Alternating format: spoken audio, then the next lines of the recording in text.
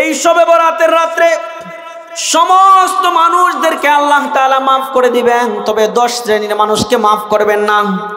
তার মধ্যে 1 নাম্বার হলো বাবা মার অবাধ্য সন্তান আছে না নাই? বাবা মার অবাধ্য সন্তান, তাকে আল্লাহ তাআলা শবে বরাতের রাত্রেও ক্ষমা করবেন না। নবীজির মাধ্যমে জানায় দিয়েছেন, রহমাতুল লিল আলামিন মদিনার নবী একদিন ঘর থেকে বের হয়েছে, রাস্তা দিয়ে চলতেছে, চলতে চলতে কিছু দূর যাওয়ার পরে নবীজি দেখেন একটা কবরের ভিতরে আযাব হচ্ছে। নবী আমার ডাক দিয়ে বলে, ও সাহাবায়ে কেরাম, আমি তো রহমাতুল লিল আলামিন, এই কবরের ভিতরে আযাব হবে, আমি কেমন করে চলে যাই? আমি তো রহমাতুল লিল আলামিন, আমি তো রহমতের নবী, আমার উম্মতের কবরে আযাব হবে, আমি চলে যাব, এটা কেমনে হয়? সাহাবায়ে কেরামকে নিয়ে আল্লাহর কাছে হাত উঠায় দোয়া করে, আল্লাহ আমার এই উম্মতের কবরে আযাবটা আপনি মাফ করে দেন। সব সাহাবায়ে কেরাম বলতেছে আমিন। দোয়া কবুল হলো না, সংবাদ আসে নাই। এভাবে করে দ্বিতীয়বার আবার হাত উঠায় বলতেছে আমিন। সাহাবায়ে কেরাম বলতেছে আমিন। নবীজি দোয়া করে, আল্লাহ আমার এই উম্মতের কবরে আযাবকে মাফ করে দেন। কোনো সুসংবাদ আসে না। তৃতীয়বার আবার বললেন, কোনো সুসংবাদ আসে না। নবী আমার ডাক দিয়ে বলে, ওগো আল্লাহ, আপনার বন্ধুর হাতের দাম কি আপনার কাছে কমে গেল নাকি? কারণ আপনি তো বলেছিলেন ওয়ালা সাউফা ইউতিকা রাব্বুকা ফাতারদা, হে নবী আমি আপনাকে সন্তুষ্ট করেই ছাড়বো, যতক্ষণ পর্যন্ত আপনি সন্তুষ্ট হবেন না ততক্ষণ পর্যন্ত আমি আপনাকে দিতেই থাকবো। আজকে তো আপনি আমার দোয়া ফিরাইয়া দিতেছেন, কবুল করেন না, তার কারণটা কি জানতে পারি? রহমাতুল লিল আলামিনকে আল্লাহ তাআলা জানায় দিল, ও হাবিব আমার, জানেননি আপনার এই উম্মতের কবরের আযাব মাফ হবে না, এই দোয়াটা আপনার আমি কবুল করতে পারবো না।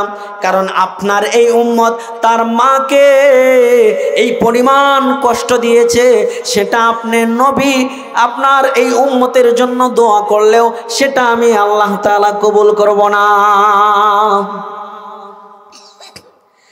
এই পরিমাণ কষ্ট দিয়েছিল সাহাবীর কবরে, ওই ব্যক্তির কবরে আযাব হইতেছে। নবী দোয়া করছে, আল্লাহ তাআলা বলে, নবী আপনার দোয়া আজকের জন্য আমি ফিরাইয়া দিলাম। কবরে আযাব চলতেছে। রহমাতুল লিল আলামিন নবীজি, মায়ার নবী রহমাতুল লিল আলামিন বলে, আমার উম্মতের কবরে আযাব হবে, এটা আমি কেমনে বরদাস্ত করি? আল্লাহর কাছে বলে, আল্লাহ আপনি আমার এই উম্মতটাকে মাফ করে দেন। আল্লাহ বলে, না, আপনার এই উম্মত মার সাথে নাফরমানি করেছে, এজন্য মাফ করা যাবে না। নবী তার মাকে ডাকলেন, ডাইকা বলে, আপনার ছেলেকে আপনি মাফ করে দেন, আপনার ছেলের কবরে আযাব হচ্ছে।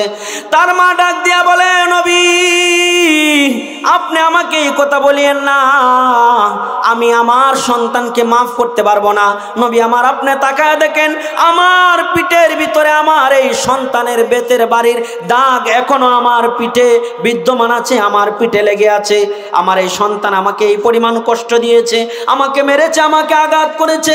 এই আঘাতগুলো আমি বলতে পারি না মুহূর্তের জন্য, আমি আমার এই সন্তানকে কোনোদিনও মাফ করব না। নবী বলে আল্লাহ তাআলার কাছে, আল্লাহ তার মা তো তাকে মাফ করবে না, আপনি তাকে মাফ করে দেন। আল্লাহ তাআলা বলে, না, আমিও তাকে মাফ করব না। তবে নবী ডাক দিয়া বলে, আল্লাহ আমি যখন কবরের আযাবটা দেখতে পাইলাম, আমাকে যেমন দেখার সুযোগ দিয়া দিলেন, আপনি তো সবই পারেন, আপনার কাছে তো সব ক্ষমতা আছে, আমাকে যেমন দেখার সুযোগ দিয়েছেন, আপনার এই বান্দিটাকে এই কবরে আযাব হচ্ছে, তার মাকে আপনি তার ছেলের কবরে আযাবটা সরাসরি একটু দেখায় দেন। আল্লাহ তাআলা বলে, হাবিব এই দোয়াটা আমি আপনার কবুল করলাম, এই দোয়াটা আমি আপনার কবুল করলাম, এই দোয়াটা আমি আপনার কবুল করলাম। সাথে সাথে আল্লাহ তাআলা সন্তানের মায়ের চেহারার সামনে সন্তানের কবরে আযাবের দৃশ্যটা তুলে ধরছে। সন্তানের মা বলে, ইয়া রাসূলুল্লাহ, আমার সন্তান আমাকে কষ্ট দিয়েছে, আমার সন্তান আমাকে আঘাত করেছে, সেটা আমি ভেবেছিলাম কোনোদিন মাফ করব না, কিন্তু আমি তো মা 10 মাস 10 দিন তাকে গর্ভে ধারণ করেছি, আমি তো মা তাকে পৃথিবীর সবার চেয়ে বেশি মহব্বত করি। মায়েরা সবচেয়ে বেশি সন্তানদেরকে মহব্বত করে, এজন্য কবরস্থানের পাশে কোনো মা যাওয়ার অনুমতি নাই। পুরুষেরা যাইতে পারলেও মহিলারা যাইতে পারে না, কারণ মহিলাদের দিলের ভিতরে মায়া মোহাব্বত বেশি থাকে। মহিলারা সেখানে সন্তানের সাথে সাথে অজ্ঞান হয়ে কবরে শুয়ে যেতে পারে, এজন্য মহিলাদের কবরস্থানে যাওয়ার অনুমতি নাই। মা ডাক দিয়া বলে, ইয়া রাসূলুল্লাহ, আমার সন্তান যদি আমাকে কষ্ট দিয়েছে, আমাকে আঘাত করেছে, আজকে আমি তো মা 10 মাস 10 দিন তাকে গর্ভে ধারণ করেছি। সন্তান যখন পেটে ছিল সে আমাকে লাথি মেরেছে, খাবারের পেয়ালাটা সামনে নিয়েছিলাম, খাবারগুলো খাইতে পারি নাই, পেয়ালাটা ঠেলা দিয়ে আমি খাবার থেকে উঠে গিয়েছিলাম। আমি ঠিক মতো ঘুমাইতে পারি নাই, শুয়েছি, সারা রাত্র ঘুম আসে না। শেষ রাতের দিকে যখন আমার চোখে একটু ঘুম আসলো, তখন সন্তান পা দিয়ে লাথি মেরেছে, আমার ব্যথা উঠে গেছে। আমি সাথে সাথে শোয়া থেকে দাঁড়িয়ে গিয়েছি, দরজার সাথে হেলান দিয়ে বাকি রাত্রটা কাটিয়ে দিয়েছি। এমন কলিজার টুকরা সন্তান আমার কবরে আযাব ভোগ করবে, সেটা আমি মা কখনো বরদাস্ত করতে পারবো না। আমি আমার সন্তানের সব অন্যায়, সব কষ্ট আমি মুহূর্তের ভিতরে আমার সন্তানকে ক্ষমা করে দিলাম। নবী ডাক দিয়া বলে, সাথে সাথে আল্লাহ তাআলা আমাকে ওহী পাঠায়া জানায়া দিল, মুহূর্তের ভিতরে আল্লাহ তাআলা তার আমার এই উম্মতের কবরের আযাবকে মাফ করে দিয়েছে। শবে বরাতের রাত্রেও মাপ পাইতে হইলে বাবা মার কাছ থেকে মাপ নেওয়া লাগবে তো নাকি শবে বরাতের রাত্র সারা রাত ইবাদত করবেন, বাবা মা আপনার উপর নারাজ, কষ্টে আছে, তাহলে তো আপনাকে আল্লাহ তাআলা মাফ করবেন না। এজন্য বাবা মার কাছ থেকেও তো মাপ নেওয়ার দরকার আছে, কি বলেন? যাদের বাবা মা চলে গেছে আপনারা কি করবেন? আপনারা কেমনে মাপ নেবেন বলেন? হাদিসে আসে, হুমা জান্নাতুকা ওয়া নারুকা, মা বাবার, মায়ের পায়ের তলে, মা বাবা একজন সন্তানের জন্য জান্নাত, আবার একজন সন্তানের জন্য জাহান্নাম। রিজর রব্বি ফি রিজল ওয়ালিদাইন ওয়াসাখাতুর রব্বি ফি সাখাতুল ওয়ালিদাইন। সন্তানের সন্তুষ্টি, বাবা মার সন্তুষ্টি সন্তানের জন্য আল্লাহর জান্নাত, বাবা মার অসন্তুষ্টি সন্তানের জন্য আল্লাহর জাহান্নাম রেডি হয়ে থাকবে। এজন্য বাবা মার বাধ্যগত সন্তান যারা, বাবা মা চলে গেছে, আপনাদের জন্য অপশন আছে। নবীজি হাদিসের ভিতরে বলেছে, আস-সাদাকাতু তারুদ্দুল বালা ওয়া তাজিদু ফিল উমরি। ও দুনিয়ার মানুষ, তোমার বাবা মা চলে গেছে, তাদের জন্য তুমি কিছু দান সদকা করো, তাদের কবরে ইহার সব পৌঁছায় যাবে। এই উসিলা আল্লাহ তাআলা তাদেরকে মাফ করে দিয়া তাদের কবরে আযাব মাফ করে দিবেন, তাদের কবরে জান্নাতি নাজ নিয়ামত দিয়া দিবেন। একজন ফেরেশতার চেয়েও একজন মুমিনের দাম বেশি আল্লাহর কাছে। কেন বেশি জানেন? ফেরেশতা নূরের তৈরি, নূর দ্বারা আল্লাহ বানাইছে।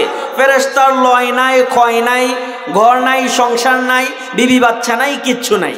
ফেরেশতার কাজ হলো শুধু ইবাদত করা। কার? আল্লাহর ইবাদত করা, আর কোনো কাজ নাই। কিন্তু ফেরেশতার চোখে পানি নাই।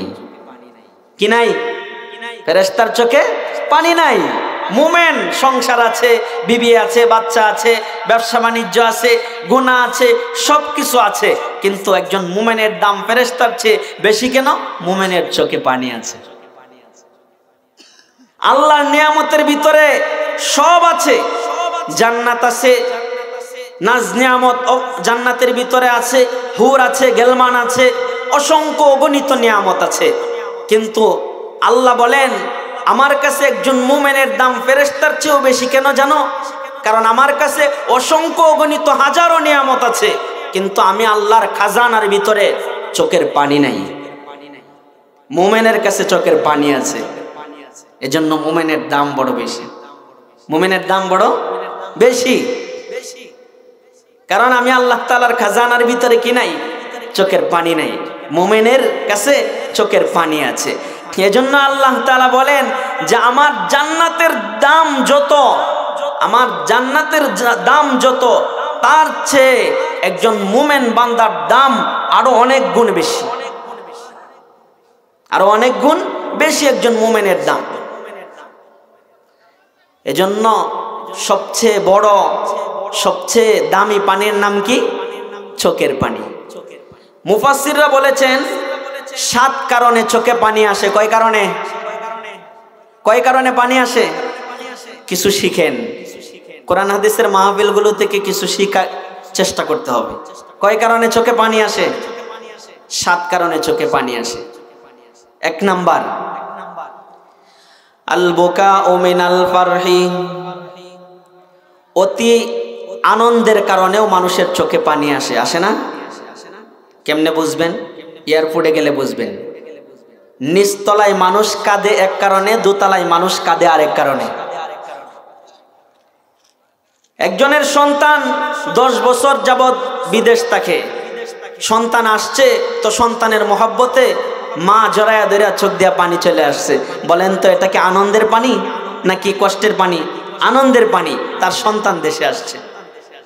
আরেকজন দোতলায় কাঁদতেছে অন্য কারণে, কিন্তু অতি আনন্দের কারণেও মানুষের চোখে পানি আসে। মুফাসসিররা বলেছেন আল বুকাউ মিনাল ফারহি, অতি আনন্দের কারণেও মানুষের চোখের ভিতরে পানি চলে আসে।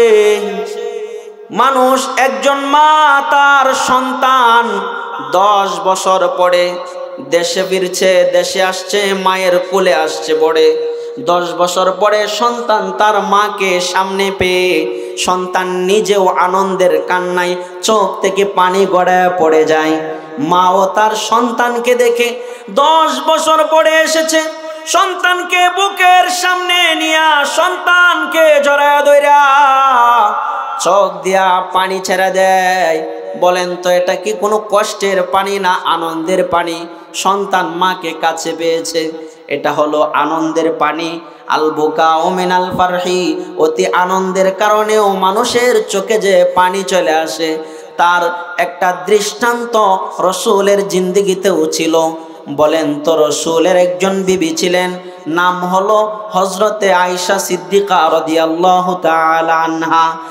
তার বাবার নাম হলো সিদ্দিক আকবর রাদিয়াল্লাহু তাআলা আনহু। নবীজির ছোট্টবেলার বন্ধু যিনি ছিলেন হযরতে আবু বকর আর নবী একদিন একসাথে বৈশা বৈশা আলাপ করতেছে, গল্প করতেছে, কথা বলতেছে। কথার এক ফাঁক দিয়া আমার আপনার নবী রহমাতুল লিল আলামিন, বিশ্ব নবী, মদিনার নবী, হাবিবে কিবরিয়া, সরকারে দু জাহা মুহাম্মাদুর রাসূলুল্লাহ সাল্লাল্লাহু আলাইহি ওয়াসাল্লাম হযরতে আবু বকরকে ডাক দিয়া বলে, আবু বকর, মক্কার মানুষেরা যেভাবে উতাল পাতাল শুরু করেছে, যেভাবে মক্কার মানুষেরা উতাল পাতাল শুরু করেছে, যেভাবে মক্কার মানুষেরা আমি মুহাম্মদের বিরুদ্ধে লেগে গিয়েছে, যেভাবে মক্কার মানুষেরা কোরআনের বিরোধিতা করা শুরু করেছে, এর দ্বারা বোঝা যায় আমি মুহাম্মদ আর বেশি দিন মক্কার জমিনে থাকতে পারবো না, হিজরত করে আমাকে মদিনায় চলে যেতে হবে। যখন এই কথাটা নবী আমার বললেন, হযরতে আবু বকর ডাক দিয়া বলে, ওগো হাবিব আমার, আপনি মক্কা থেকে হিজরত করে মদিনায় চলে যাবেন, বলেন তো আপনি কি একা মক্কা থেকে হিজরত করে মদিনায় চলে যাবেন, নাকি আপনার সঙ্গী আরো কেউ হবে, আপনার সাথে আরো কেউ যাবে? রহমাতুল লিল আলামিন হাবিবে কিবরিয়া মুহাম্মাদুর রাসূলুল্লাহ সাল্লাল্লাহু আলাইহি ওয়াসাল্লাম ডাক দিয়া বলে, আমি মুহাম্মদে আরবি মক্কা থেকে হিজরত করে মদিনায় যাব, আমার সাথে পৃথিবীর আর কোনো মানুষ যাবে না, আমার সাথে মুহাম্মদের বন্ধু আবু বকর হিজরত করে মক্কা থেকে মদিনায় নবীজির সঙ্গী হিসাবে যাবে। সুবহানাল্লাহ। বাড়িতে গিয়ে সকালে কইেন, ঠিক না? আল্লাহু আকবার। কত আনন্দের কথা ছিল হযরতে আবু বকরের জন্য, কত আনন্দের কথা ছিল। আল্লাহু আকবার। এজন্যই কবি ডাক দিয়া বলে, দরফে শানি নে তেরে কত রুকু দরিয়া কর দিয়া, দরফে শানি নে তেরে কত রুকু দরিয়া কর দিয়া, दिल को रोशन कर दिया, आंखों को बीना कर दिया। हजरत अबू बकर सिद्दीक রাদিয়াল্লাহু তাআলা আনহুকে আমার আপনার নবী হাবিবে কিবরিয়া দু জাহানের বাদশা নবী ডাক দিয়া বলে, আমি মক্কা থেকে হিজরত করে যখন মদিনায় যাব, আমার সঙ্গী হবে আমার বন্ধু আবু বকর। যখন এই কথাটা হযরতে আবু বকর সিদ্দিক রাদিয়াল্লাহু তাআলা আনহু শুনলেন, শোনার পরে নবীজিকে জিজ্ঞাসা করে আবু বকর, ওগো হাবিব আমার, আমি যে আপনার সাথে হিজরত করে মদিনায় যাব, সেটাকে আল্লাহ তাআলা বলেছেন কিনা? নবী আমার ডাক দিয়া বলে, আবু বকর, আল্লাহ তাআলা নিজেই আমাকে জানাইছে আল্লাহ তাআলার হাবিব মুহাম্মদকে মক্কা থেকে মদিনার রাস্তায় একা ছেড়ে দেবে না, সাথে হযরতে আবু বকরকে সঙ্গী বানায়া দিবে। তবে সাথে তো অন্য কাউকেও নিতে পারত, হযরতে ওমরকে সফর সঙ্গী বানাইতে পারত, হযরতে আলীকে বানাইতে পারত, হযরতে বেলালকে বানাইতে পারত, লক্ষ সাহাবায়ে কেরাম ছিল, তাদেরকেও তো নবীজির সফর সঙ্গী বানাইতে পারত, ঠিক কিনা? বানাইতে পারত, কিন্তু বানান নাই। আল্লাহ তাআলা জানায়া দেন, হাবিব হযরতে ওমর আপনার সফর সঙ্গী হবে না, হযরত আলী আপনার সফর সঙ্গী হবে না, হযরতে বেলাল যদিও আপনার মসজিদে নববীর মুয়াজ্জিন, কিন্তু আপনার সফর সঙ্গী হবে না।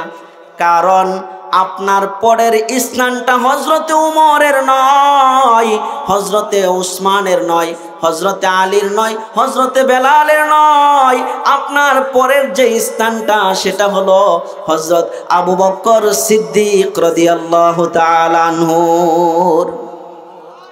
এজন্য আপনাকে সফর সঙ্গী বানাইছে আল্লাহ, কারণ নবীর পরে তো স্থানটা আপনার, নবীর পরে স্থানটা কার? আবু বকরের স্থান। এজন্য আবু বকরকে সফর সঙ্গী বানাইছে। যখন এই কথাটা শুনলো আবু বকর, তিনি হাউমাউ করে কান্না করে দিলেন, চোখ দিয়া পানি গড়ায়া গড়ায়া জমিনের ভিতরে পড়তেছিল। স্পটেই ছিলেন হযরতে আম্মাজান আয়েশা সিদ্দিকা রাদিয়াল্লাহু তাআলা আনহা। আম্মাজান আয়েশা ডাক দিয়া বলে, ইয়া রাসূলুল্লাহ, ইয়া হাবিবাল্লাহ, অতি আনন্দের কারণেও যে মানুষ এত কান্না করে ফেলে, সেটা আমি আমার জীবনে আর কোনোদিন দেখি নাই, কাউকে দেখি নাই। আমি আমার বাবা আবু বকরকে দেখলাম, অতি আনন্দের সংবাদ পাওয়ার পরেও তিনি হাউমাউ করে কান্না করে দিলেন। বলতেছিলাম, এক নাম্বার মানুষের চোখে পানি আসে, অতি আনন্দের কারণেও মানুষের চোখে পানি চলে আসে। হযরতে আবু বকর সুসংবাদ শুনছে, নবীজির সাথে হিজরত করে মক্কা ছেড়ে মদিনায় যাবে, এটার চেয়ে সুসংবাদ তো আর কিছু হতে পারে না, নবীজির সঙ্গী হবে। তারপরে হযরতে আবু বকরের চোখ দিয়া পানি চলে আসছে। সাক্ষী হলেন তার মেয়ে আয়েশা রাদিয়াল্লাহু আনহা। তিনি বলতেছে, অতি আনন্দের কারণেও যে মানুষের চোখে পানি আসে, সেটা আমি আগে কখনো দেখি না। আমার বাবাকে ফার্স্ট দেখলাম, প্রথম দেখলাম, অতি আনন্দের কারণেও আমার বাবা কান্না করে দিল। দুই নাম্বার মানুষের চোখে পানি আসে অতি কষ্টের কারণে, অতি পেরেশানির কারণেও মানুষের চোখে পানি চলে আসে।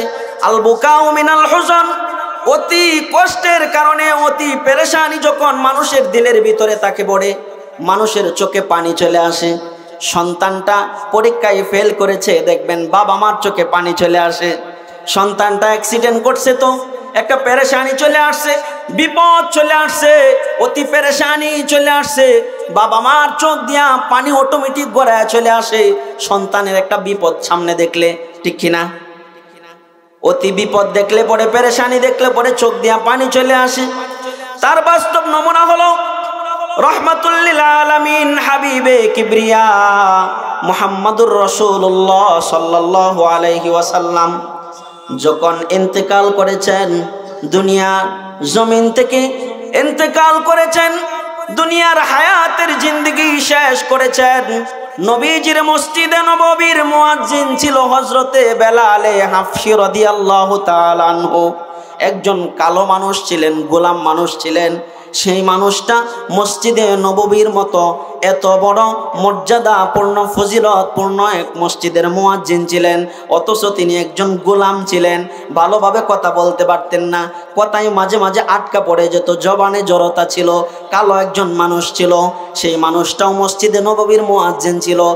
নবীজির যখন ইন্তেকাল হয়ে গেল, হযরতে বেলাল আবু বকরকে ডাক দিয়া বলে, ও ভাই আবু বকর, আমি আর মদিনার জমিনে থাকবো না, আমি আর মদিনার মসজিদে আজান দিব না, মদিনার মসজিদের মিনারায় দাঁড়ায় আর আমি আল্লাহু আকবারের ধ্বনি দিব না, আমি চলে যাব মদিনা ছেড়ে।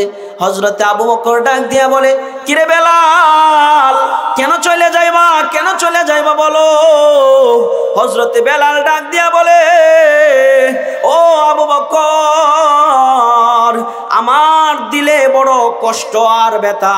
আমি যখন মসজিদে নববীর মিনারায় দাঁড়ায় দাঁড়ায় বলতাম আল্লাহু আকবার, আল্লাহু আকবার, এভাবে বলতে বলতে যখন আমি বলতাম আশহাদু আন্না মুহাম্মাদার রাসূলুল্লাহ,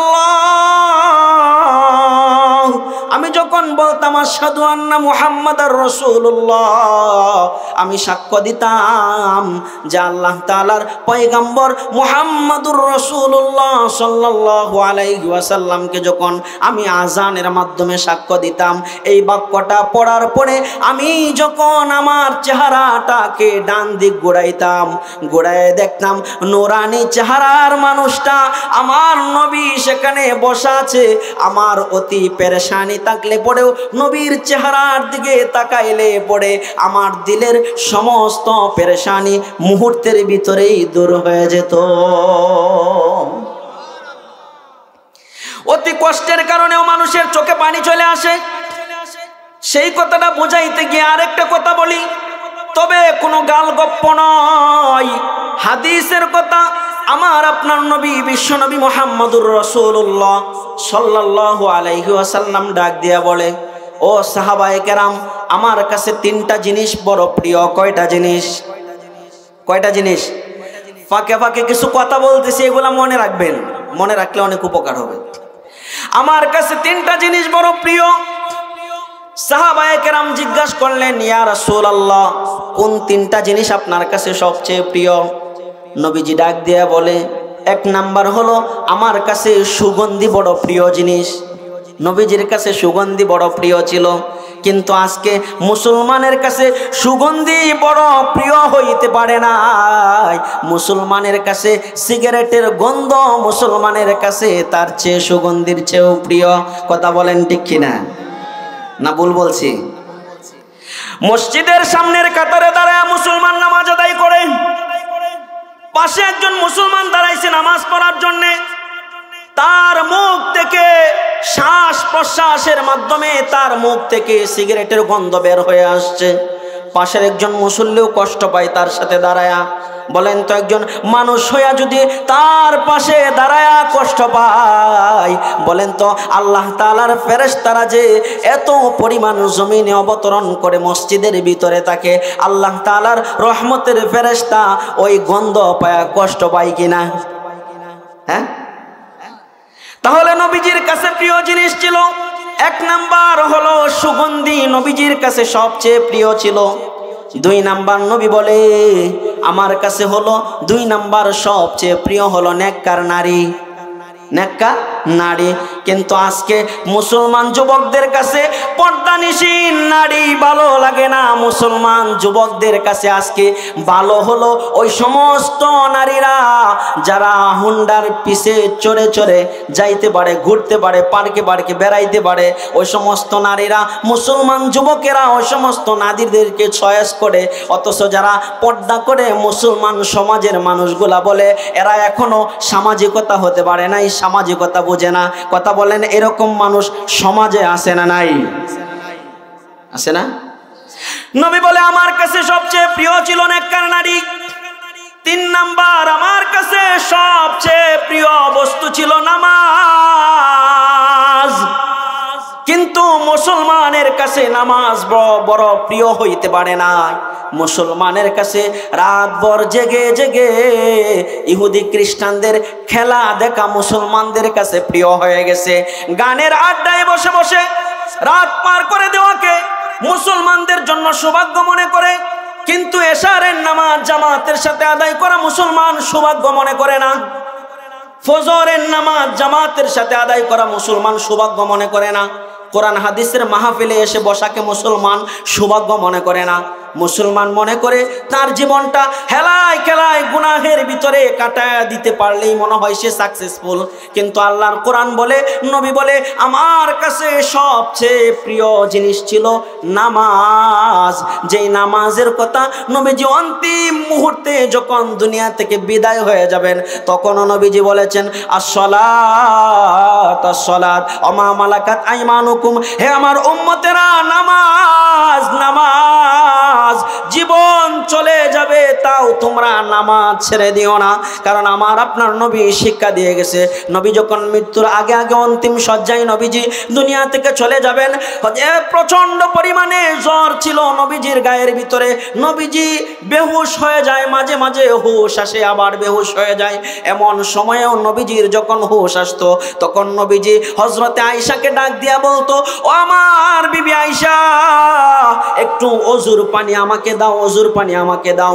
যখন হুশ আসতো নবী আমার অজুর পানি চাইতেন, অজু করতেন, আবার হুশ চলে যাইতো, জ্ঞান হারায় ফেলতেন। এভাবে কইরা নবীজির যখন হুশ আসতো তখনও নামাজের চিন্তায় অজুর পানি চাইতেন। সর্বশেষ যখন এশারের নামাজের সময় হয়ে গেল, সমস্ত সাহাবায়ে কেরাম মসজিদে নববীর ভিতরে এশারের নামাজের কাতারবন্দি হয়ে দাঁড়ায় গেছে। এশারের নামাজ আদায় করবে, নবীজির জন্য অপেক্ষা করতেছে। টাইম ওভার হয়ে যাচ্ছে, মসজিদে নববীতে নামাজের সময় হয়ে গেছে। আমার আপনার নবী রহমাতুল্লিল আলামিন সামনে আসে না, ইমামতির জায়গায় আসে না। অনেকক্ষণ অপেক্ষা করার পরে হযরতে আবু বকর সিদ্দিক রাদিয়াল্লাহু তাআলা আনহু নবীজির জায়নামাজের ভিতরে গিয়া দাঁড়াইলেন। সমস্ত সাহাবায়ে কেরাম কাতারবন্দি হয়ে নামাজে দাঁড়ায় গেলেন। ইকামত হয়ে গেল, হযরতে সিদ্দিক আকবর ইমামতিতে দাঁড়ায় গেলেন। নবী আমার এত পরিমাণ জ্বর, বেহুশ অবস্থায়, একটু হুশ। আয়েশা সিদ্দিকাকে ডাক দিয়া বলে, ও আমার কলিজার টুকরা বিবি আয়েশা সিদ্দিকা, তুমি মসজিদে নববীর হুজরার পর্দাটা একটু সরায়া দাও আর আমার মাথাটা একটু উঁচু কইরা ধরো, আমি নবীজি দেখি মসজিদে নববীর অবস্থাটাকে। আয়েশা রাদিয়াল্লাহু আনহা নবীজির মাথাটা একটু উঁচু করে ধরেছেন। নবীজি মসজিদে নববীর দিকে তাকায় দেখায় দেখে সমস্ত সাহাবায়ে কেরাম নামাজে দাঁড়িয়েছে। তবে নামাজে দাঁড়িয়ে দাঁড়িয়ে সমস্ত সাহাবায়ে কেরাম কান্না করতে করতে অস্থির হয়ে যাচ্ছে। সাহাবায়ে কেরাম মনে করতেছে এটাই বুঝি আর নবীজির পিছনে নামাজ আদায় করা আমাদের হবে না, কারণ নবীজির জীবদ্দশায় নবীজির জায়নামাজের ভিতরে কোনো মানুষ দাঁড়াইতে পারে নাই।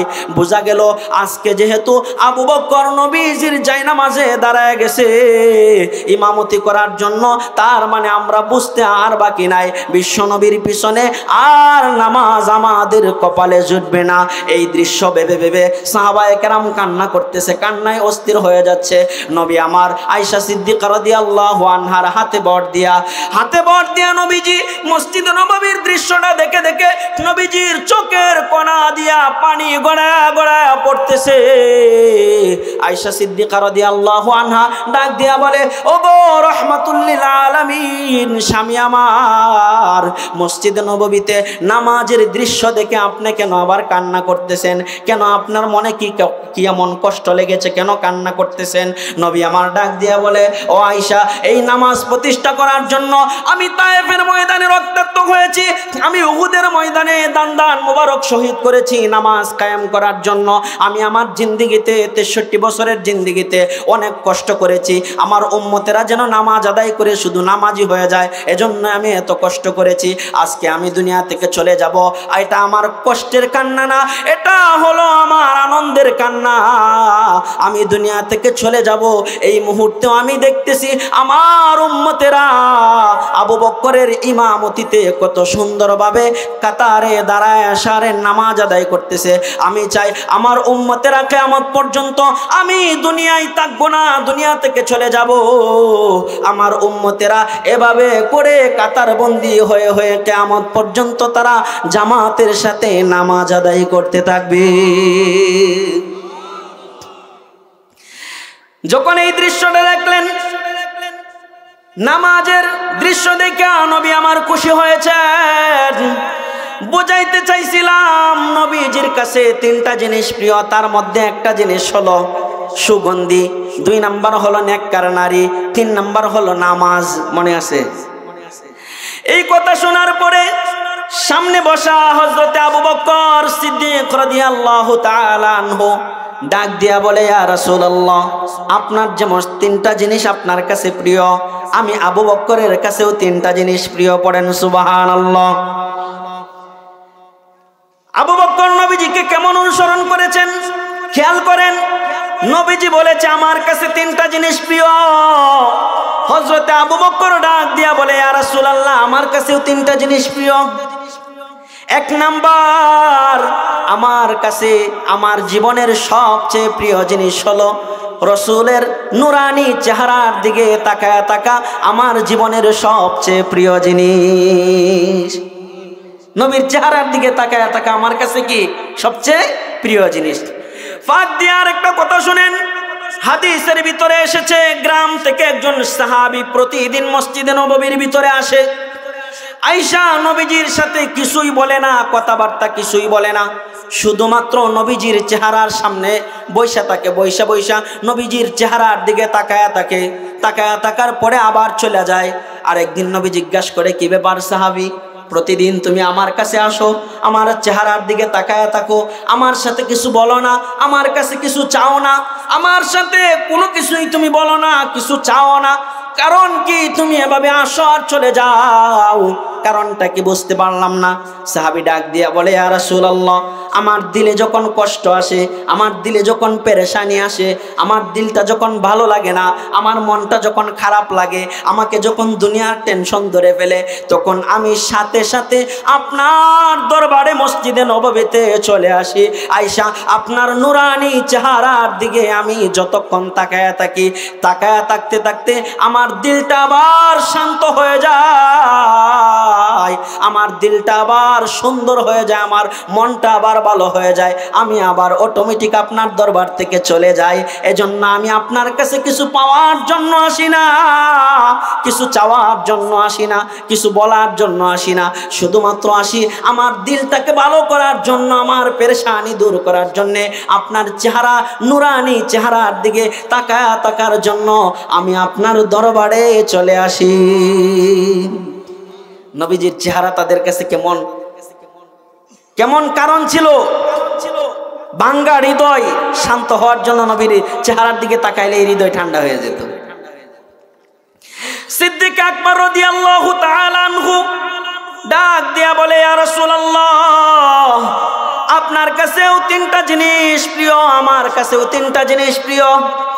1 নাম্বার, আপনার নুরানি চেহারার দিকে তাকায়া থাকা আমি আবু বকরের জন্য আমার কাছে সবচেয়ে প্রিয় জিনিস। 2 নাম্বার হলো আমার মেয়ে আয়েশা রাদিয়াল্লাহু আনহা যখন আপনার খেদমত করে সেবা করে, এই দৃশ্যটা যখন আমি আবু বকর দেখি, এটা আমার কাছে সবচেয়ে প্রিয় মনে হয়, সবচেয়ে প্রিয় জিনিস। দেখছেন, আবু বকর সিদ্দিক বলে, আমার মেয়ে যখন আপনার খেদমত করে, আমার মেয়ে যখন আপনার সেবা করে, এই দৃশ্যটা আমি দেখলে পরে আমার দিলে শান্তি লাগে, আমার কাছে এটা সবচেয়ে প্রিয় জিনিস। কিন্তু আজকে মুসলমান গার্জিয়ানেরা, মুসলমান মেয়েরা যদি স্বামীর খেদমত না করে, বাবা মা এমন নাফরমান পোড়া কপাইলা মেয়েদেরকে একটু নসিহত করে বলে না, মেয়ে স্বামীর কথা শোনো, কারণ স্বামীর পায়ের নিচে তোমার জান্নাত আছে। কথা বলেন ঠিক কিনা? এই কথাটা মুসলমান অভিভাবকেরা তাদের মেয়ে ছেলেদেরকে এই নসিহতটুকু করে না, কিন্তু আবু বকর কিন্তু ঠিকই তার মেয়েকে নসিহত করেছে। তার মেয়ে নবীজির খেদমত করলে পরে আবু বকরের কাছে সবচেয়ে ভালো লাগতো। 2 নাম্বার। 3 নাম্বার, আবু বকর বলে, ইয়া রাসূলুল্লাহ, আপনি যখন ইসলামের জন্য আমার কাছে মাল চান, আমার কাছে টাকা পয়সা চান, যখন আমি দিতে পারি তখন এটা আমার কাছে সবচেয়ে প্রিয় মনে হয়, সবচেয়ে প্রিয় মনে হয়। কারণ আবু বকরের মাল ইসলামের জন্য সবচেয়ে বেশি ব্যবহার হয়েছে। নবীজি একটা সময় নবীজি যখন আবু বকরের কাছে মাল চাইতেন ইসলামের জন্য, আবু বকর বলতেন, ইয়া রাসূলুল্লাহ, আপনি আমার কাছে আর চাইেন না, কারণ আপনি যখন চান সোয়াল করেন তখন আপনার হাতটা নিচে চলে যায়, আর আমি যখন দেই আমার হাতটা উপরে চলে আসে, এটা আমার কাছে খারাপ লাগে। আপনি তো নবী, আপনাকে আমি আমার জীবনের চেয়েও বেশি মহব্বত করি, আপনার হাতটা যখন নিচে চলে যায়, আমি আবু বকরের হাতটা যখন উপরে চলে আসে, এটা আমি বরদাস্ত করতে পারি না। আপনি আর আমার কাছে আমার মাল চায়েন না, আপনি আবু বকরের মালগুলো নিজের মনে করে খরচ করেন। চিন্তা করছেন কেমন আশিক ছিল সিদ্দিক আকবর রাদিয়াল্লাহু তাআলা আনহু, কেমন নবীজির পাগল ছিল, নবীজিকে কেমন মহব্বত করেছিল সিদ্দিক আকবর। তবে আমি যেই কথা বোঝানোর জন্য এই পর্যন্ত গিয়েছিলাম, 2 নাম্বার কারণ চোখ দিয়া পানি আসার 2 নাম্বার কারণ হলো আল বুকাউ মিনাল হুজন, অতি টেনশনের কারণে, অতি কষ্টের কারণেও মানুষের চোখ দিয়া পানি আসে। হযরতে বেলালের কথাই ছিলাম, বেলাল হিজরত করে মদিনা ছেড়ে চলে যাবে, সিদ্দিক আকবরের কাছে গেছে, মনে আসেনি? মনোযোগ আছে তো নাকি? যদি মনোযোগ না দেন তাহলে আমি তো কোথায় এদিক সেদিক যাইতাছি, আবার আগের জায়গায় আসতেছি, বুঝবেন না তো মনোযোগ না দিলে। কোথায় থেকে গেছিলাম মনে আছে? বেলাল কষ্ট, নবীজি দুনিয়া থেকে চলে গেছে, আবু বকরের কাছে গিয়া বলছিল যে আমি মদিনা ছেড়ে চলে যাব, মনে আছে? হযরতে উমরের কাছে গিয়া হযরতে বেলাল বলে, ও ভাই উমর, আমি মদিনা ছেড়ে চলে যাব। উমর ডাক দিয়া বলে, কেন যাইবা বেলাল? আমরা কি নবীকে মহব্বত করি না? তুমি কি একাই মহব্বত করো নাকি? কথা আছে না? আমরা কি নবীকে মহব্বত করি না? তুমি কি একাই মহব্বত করো নাকি? তুমি চলে যাইবা? বেলাল ডাক দিয়া বলে, আবু বকর, ও উমর, তোমরাও মহব্বত করো, আমিও মহব্বত করি, তবে আমি নবীজির বিরহ সহ্য করতে পারি না। নবীজি দুনিয়াতে নাই, আমি মসজিদে নববীতে আজান দিব আর রসুলের চেহারা দেখতে পারবো না, এটা আমি সহ্য করতে পারবো না, এজন্য আমি চলে যাব। হযরতে বেলাল নবীজির ইন্তেকালের পরে কষ্টের কারণে হযরতে বেলাল হাউ মাউ করে কান্না করত, হাউ মাউ করে ঘোরাঘুরি করে কান্না করত।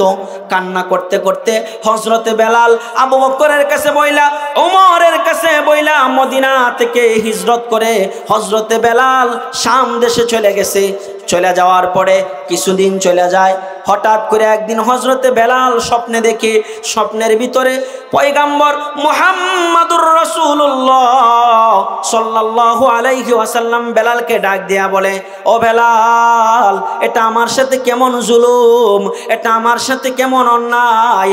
ও বেলাল, অনেক দিন হয়ে গেল তুমি আমার দরবার ছেড়ে চলে গেলা, আমার কাছে আসো না, এটা কেমন জুলুম। হযরতে বেলালের ঘুম ভেঙে গেল, সকাল হয়ে গেল। হযরতে উমরের জামানা তখন মদিনায় হিজরত করে আসে, শাম থেকে মদিনায় যখন আসে তখন হযরতে উমরের খেলাফত আমল চলে, উমর হলো বাদশাহ, উমর হলো শাসক। এই আমলে হযরতে বেলাল আবার শাম থেকে মদিনায় হিজরত করে চলে আসছে। শাইখুল হাদিস জাকারিয়া সাহেব রহমাতুল্লাহি আলাইহি বলেন, হযরতে বেলাল আসছে তাহাজ্জুদের কিছু সময় আগে আগে আসছে। আসার পরে হযরতে বেলাল মসজিদে নববীর কাছে, নবীজির রওজার কাছে, নবীজির মাকবারার কাছে দাঁড়ায়া দাঁড়ায়া হযরতে বেলাল চিৎকার করে করে কান্না করে। এই দৃশ্যটা হযরতে উমর দেখে ফেলছে, দেখে বলতেছে, ও বেলাল, এতদিন পরে তুমি কোথায় থেকে আসলা, কোথায় গেছিলা, এখন এতদিন পরে কোথায় থেকে আসলা? ও বেলাল, মসজিদে নববীর কত মুয়াজ্জিন আযান দেয়, মুয়াজ্জিন আযান দেয় মসজিদে নববীতে, তবে বেলালের মতো আযান আর আমরা শুনি না। ও বেলাল, আজকে তুমি ফজরের আযানটা মসজিদে নববীতে তুমি দিবা। হযরতে বেলাল আযান দিতে রাজি হয় না। হযরতে ওমর বলে, ও বেলাল, অনেক দিন হয়ে যায় সেই সোনালী যুগের নবীজির যুগের বেলালের জবানের আযান শুনি না, তুমি একটু আমাদেরকে আযানটা শোনায়া দাও। হযরতে বেলাল বলে, না না ওমর, আমি আজান দিতে পারবো না, কারণ আজান দেওয়ার পরে আমি সহ্য করতে পারবো না, আমার বিরহ ব্যথাটা সহ্য করতে পারবো না। আমি যখন বলবো আশহাদু আন্না মুহাম্মাদুর রাসূলুল্লাহ, আমি যখন রসুলের নুরানি চেহারার দিকে তাকায় দেখবো আমার রসুল নাই, তবে আমি সেই কষ্টটা বরদাস্ত করতে পারবো না। নবীজির দৌহিত্র হাসান আর হুসাইন দুইজন আইসা বলে, বেলাল ওগো নানার মুয়াজ্জিন, আমাদেরকে একটু মসজিদে নববীতে সেই পুরনো বেলালের আজান শোনায় দাও। হযরতে বেলাল আর পারে না, না পারার ক্ষেত্রে এক পর্যায়ে হযরতে বেলাল মসজিদে নববীর ভিতরে আজান দেওয়ার জন্য রেডি হয়ে গেল। মসজিদে নববীতে আজানের জন্য গেল, আজান দিবে। হযরতে বেলাল আজান দেওয়ার জন্য রেডি হয়ে যখন আল্লাহু আকবার বলে, আশহাদু আল্লা ইলাহা ইল্লাল্লাহ, আশহাদু আল্লা ইলাহা ইল্লাল্লাহ, আশহাদু আন্না মুহাম্মাদুর রাসূলুল্লাহ, আশহাদু আন্না মুহাম্মাদুর রাসূলুল্লাহ, এই বাক্যটা যখন বলে সাক্ষ্য দেয় নবী মুহাম্মদ সাল্লাল্লাহু আলাইহি ওয়াসাল্লাম, আল্লাহ তাআলার নবী কথাটা যখন সাক্ষ্য দেয়, সাক্ষ্য দিয়া যখন হযরতে বেলাল চেহারাটা ঘুরায়া যখন বিশ্ব নবীর চেহারাটা সে দেখতে না পায়, হযরতে বেলাল জমিনের ভিতরে মুহূর্তের ভিতরে বেহুশ হয়ে লুটায়া পড়ে যায়। হযরতে বেলাল একটা চিৎকার দিয়ে বেহুশ হয়ে যায়। পুরা মদিনার ভিতরে আজানের শব্দ মানুষের কর্ণ কুহুরে গিয়া পৌঁছে গিয়েছে। সেই সোনালী যুগের বেলালের আজান শোনা যায়। মদিনার ঘর থেকে ছোট ছোট যুবকেরা বের হয়ে আসতেছে আর বলতেছে, মা ওই নবীর যুগের আজান শোনা যায়, মনে হয় নবী চলে আসছে, মনে হয় নবী চলে আসছে মদিনায়। ওই যে নবীর যুগের বেলালের আজান শোনা যায়। মসজিদে নববীর আজানের আওয়াজ শোনার পরে মদিনার অলিতে গলিতে কান্নার রোল পড়ে গেছে। মদিনার প্রত্যেকটা নারীরা ঘর থেকে চিৎকার করে করে বের হয়ে যায় আর বলে, নবীর যুগের সোনালী আজান বেলালের জবানের আজান কে দিল? এই দৃশ্যটা দেখে সবাই মনে করতেছে রসুল চলে আসছে, নবী চলে আসছে। এই দৃশ্য, এই স্পট দেখার পরে হযরতে বেলাল বিরহ বেতা সহ্য করতে না পেরে হযরতে বেলাল জমিনের ভিতরে গড়ায় পড়ে গেছে, লুটায় পড়ে গেছে। বলতেছিলাম মানুষের চোখে কান্না আসে দুই কারণে, 7 কারণে।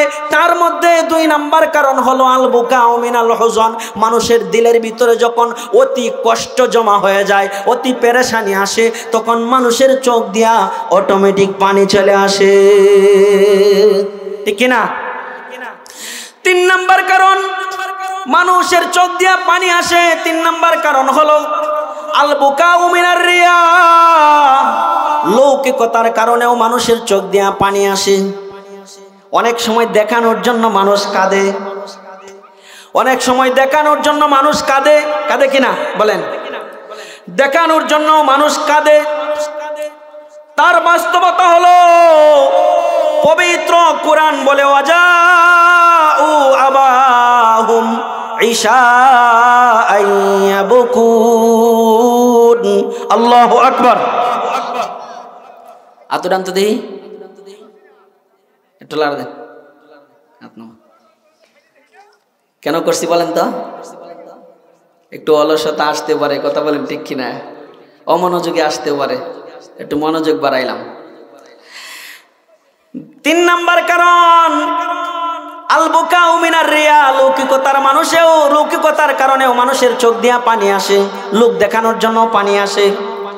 বাস্তবতা কোরআন বলছে, ওয়াজাউ আবাহুম ইশাআন ইয়াবকুন। হযরত ইউসুফ আলাইহিস সালাতু ওয়াস সালামের নাম শুনছেননি?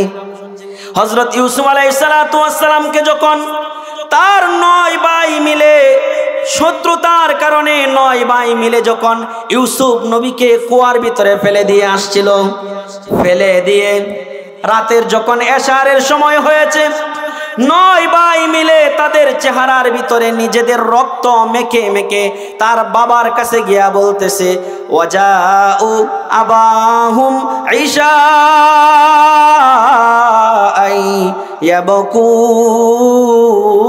ইয়াবকুন।